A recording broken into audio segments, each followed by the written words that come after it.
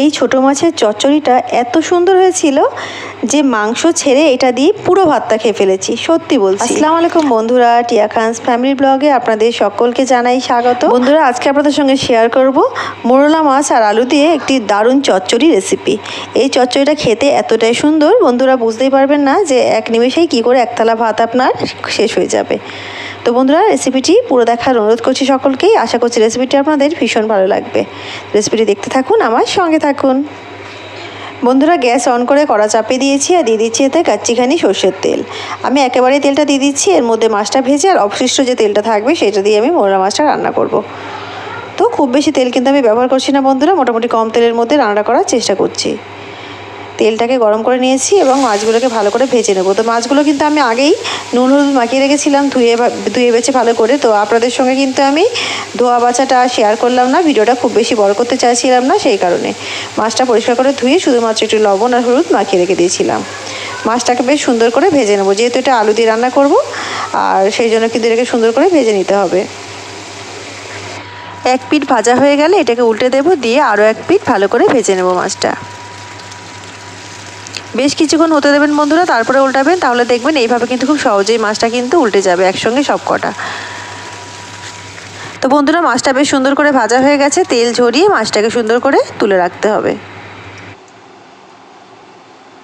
বন্ধুরা, এই যে অবশিষ্ট তেলটা আছে তার মধ্যে একটু কালো জিরে আর একটু গোটা জিরে ফোড়ন দিয়ে দিলাম। রান্নার যে রেগুলার জিরে সেইটা দিলাম আর কালো জিরে দিলাম। এটা দিয়ে বেশ সুন্দর করে একটু ভাজা ভাজা করে নিতে হবে, 30 সেকেন্ডস মতো ভাজা করলেই হবে। এরপরে এর উপরে দিয়ে দেবো কুচি করে রাখা একটা বড় সাইজের পেঁয়াজ। আর বন্ধুরা, আমি এখানে এক হাতে ভিডিও শ্যুট করছি আর এক হাতে কিন্তু আমি রান্না করছি, বুঝতে পারছেন, সেই কারণে কিন্তু একটু হয়তো ভিডিওটা ভালোভাবে করতে পারছি না, তার জন্য ক্ষমা চাচ্ছি বন্ধুরা। আজকে স্ট্যান্ডটা আমার হট করেই ভেঙে গেল, বুঝতেই পারলাম না কীভাবে ভেঙে গেল। তো সেই কারণে কি ভিডিও করব না, সেই ভাবলাম 3-4 দিন এমনিতেই ভিডিও আপনাদের সঙ্গে শেয়ার করা হয়নি। তো যতই কষ্ট হোক না কেন ভিডিও অবশ্যই আপনাদের সঙ্গে শেয়ার করব, সেই কারণে বন্ধুরা খুবই কষ্ট করে বানাচ্ছি। তো অবশ্যই আপনারা কিন্তু লাইক শেয়ার করে আমার পাশে থাকবেন বন্ধুরা। আপনারা জানেন যে একটা ভিডিও বানাতে কিন্তু অনেক কষ্ট করতে হয় আমাদেরকে, তাই আপনারা যখন লাইক করেন বা আমাদের কমেন্ট করেন আমাদের ভীষণ ভীষণ ভালো লাগে। পেঁয়াজটা খুব কড়া করে ভাজা দরকার নেই বন্ধুরা, ঠিক যখন এইরকম ভাজা হবে তার মধ্যে দিয়ে দিচ্ছি আমি আদা রসুনের পেস্ট, আর এখানে দিয়ে দেবো আমি কাঁচা লঙ্কা, কুটে নেওয়া কাঁচা লঙ্কা। এটা কিন্তু খুব বেশি পেস্ট করা নয়, এটা কুটে নেওয়া কাঁচা লঙ্কা। তো বেশ খানিকটা দিয়ে দেবো বন্ধুরা। আর এই কাঁচা লঙ্কার ঝালে কিন্তু দারুণ টেস্টি হবে রেসিপিটি, একটু বেশ ঝাল ঝাল হবে, খেতে কিন্তু দারুণ টেস্টি হবে। আর এই কারণেই না আমি এক থালা ভাত খেয়ে ফেলেছিলাম নিমেষের মধ্যে, বুঝতেই পারিনি যে ভাতটাই পুরো শেষ হয়ে গেল, তাই মাংসটা আর খাওয়াই হলো না আমার। তো যাই হোক বন্ধুরা, এইভাবে যদি একটা চচ্চড়ি হয় মাছের তাহলে কিন্তু আর কিছুই লাগে না, তাই পেঁয়াজের সাথে আদা রসুন আর লঙ্কা বাটাটাকে নিয়ে একটু সুন্দর করে বেশ এইভাবে একটু নাড়িয়ে চাড়িয়ে নিতে হবে। এবং এর মধ্যে দিয়ে দিলাম একটা দেশি টমেটোটা দিয়ে বেশ সুন্দর করে আবার এটাকে ভালো করে একটু মিশিয়ে নিতে হবে বন্ধুরা। এইবারে এর মধ্যে দিয়ে দেবো কিছু শুকনো মশলা। এখানে একটু হলুদ গুঁড়ো দিয়েছি, হলুদ গুঁড়োটা খুবই অল্প পরিমাণে দিয়েছি, কালারের জন্য একটু কাশ্মীরি লঙ্কা দিয়েছি, আর একটু 1 টেবিল স্পুন মতো এখানে জিরে গুঁড়ো দিয়েছি, আর স্বাদ মতো লবণ দিলাম বন্ধুরা। আর এখানে কিন্তু আমি ঝালের জন্য কাঁচা লঙ্কা ব্যবহার করেছি আর কালারের জন্য কাশ্মীরি লঙ্কা ব্যবহার করেছি। তো অবশ্যই আপনারা কিন্তু ঝালের জন্য কাঁচা লঙ্কাটাই ব্যবহার করবেন, কাশ্মীরি লঙ্কাটা অপশনাল, যদি কালারের জন্য ব্যবহার করবেন, না হলে কিন্তু না করলেও কোনো ব্যাপার নয়, কিন্তু ঝালের জন্য অবশ্যই কিন্তু কাঁচা লঙ্কাটা ব্যবহার করবেন, তাহলে কিন্তু রান্নার টেস্টটা কিন্তু দারুণ হবে। 1 মিনিট দাঁড়ান, খুন্তিটাকে একটু চেঞ্জ করে নিই, এই খুন্তিটা দিয়ে রান্না করতে একটু অসুবিধা হচ্ছে আমার, সেই কারণে।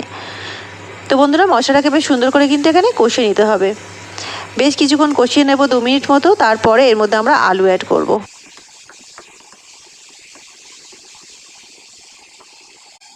এইবারে দিয়ে দিচ্ছি ধুয়ে রাখা আলুগুলো। আমি আলুগুলো কিন্তু যেরকম করে আমরা আলু ভাজা করি সেইভাবে ঝুড়ি ঝুড়ি করে কেটে নিয়েছি। তা আপনারা কিন্তু আপনাদের পছন্দ মতো কাটতে পারেন, তবে এরকম কাটলে কিন্তু এই রান্নায় বেশ ভালো হয়।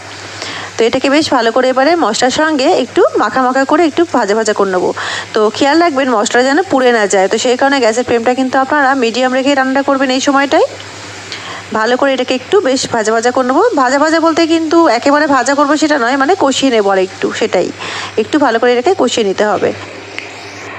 ঠিক এরকমভাবে এটাকে কষিয়ে নিতে হবে। দেখতেই পাচ্ছেন আমি কিন্তু এর মধ্যে কোনোভাবে জল দিইনি, যেহেতু টমেটো দেওয়া ছিল সেই জন্য কিন্তু জল দেওয়ার প্রয়োজন হয়নি। গ্যাসটা একটু কম করে দিয়ে আমি এটাকে ভালো করে কষিয়ে নিয়েছি।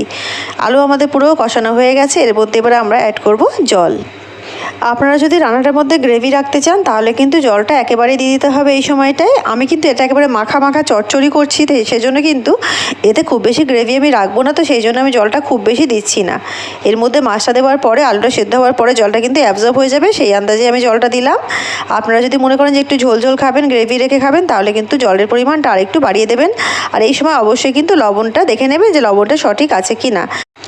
ঝোলটা ফুটতে শুরু করেছে, আমি এর উপর থেকে দিয়ে দিচ্ছি ভেজে রাখা মাছগুলো এই সময়তে দিয়ে দেবো, বিকজ আলু সেদ্ধ হতে বেশি টাইম লাগে না। আলুটা কষাতে কষাতেই কিন্তু হাফ সেদ্ধ হয়ে গেছে।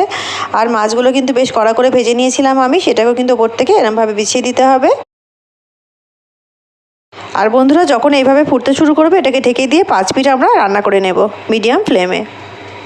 তো বন্ধুরা ফিরে এসেছি আমি 5 মিনিট পর।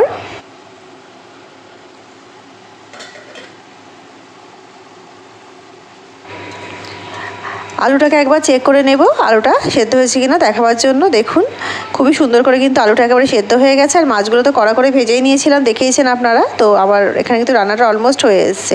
আমি এখানে দিয়ে দিলাম 2 চেরা কাঁচা লঙ্কা আর একটু দেশি ধনেপাতা। অবশ্যই মাছের তরকারিতে দেশি ধনেপাতা দিলে কিন্তু এর স্বাদটা আর গন্ধটা একেবারে আলাদা হয়, দারুণ সুন্দর হয়। এটাকে দিয়ে আর এটা সুন্দর করে মিক্স করে নিতে হয় বন্ধুরা। তো বন্ধুরা দেখতেই পাচ্ছেন দারুণ সুন্দর মোলা মাছ আর আলুর চচ্চড়ি কিন্তু আমার একেবারে রেডি হয়ে গেছে। তো বন্ধুরা রেসিপিটি আপনাদের কেমন লাগলো অবশ্যই কমেন্ট করে আমাকে জানাবেন। আর রেসিপিটি ভালো লাগলে অবশ্যই আমার চ্যানেলটিকে লাইক শেয়ার সাবস্ক্রাইব করে আমার সঙ্গে থাকবেন। তো বন্ধুরা এই লোভনীয় রেসিপিটি একবার অবশ্যই বানাবেন, দারুণ টেস্টি, ঝাল ঝাল গরম ভাতের সাথে খেতে মানে অসাধারণ লাগে বন্ধুরা। অবশ্যই এইভাবে একবার বানিয়ে দেখবেন, আপনারা কিন্তু নিরাশ হবেন না, আপনাদের ভীষণ ভালো লাগবে। তো বন্ধুরা রেসিপিটি ভালো লাগলে আমার চ্যানেলটিকে লাইক শেয়ার সাবস্ক্রাইব করে আমার সঙ্গে থাকবেন। এবং রেসিপিটি পুরো দেখার জন্য আপনাদের সকলকে জানাই অসংখ্য ধন্যবাদ। দেখা হচ্ছে একটা অন্য নতুন রেসিপির সঙ্গে। ততক্ষণ সবাই ভালো থাকুন, সুস্থ থাকুন আর আমার সঙ্গে থাকুন। আল্লাহ হাফিজ।